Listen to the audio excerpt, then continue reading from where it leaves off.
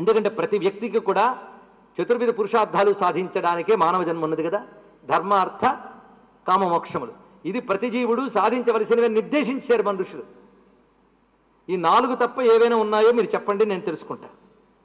ధర్మము, తర్వాత అర్థకామములు.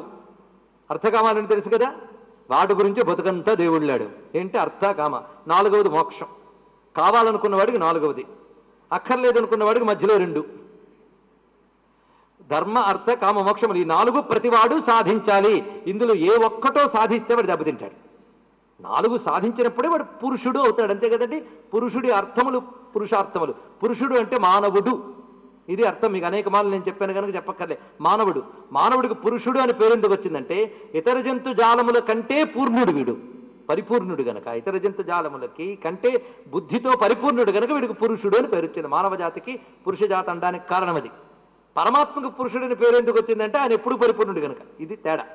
కనుక మానవుడే పురుషుడు. వీడు సాధించవలసినవి 4.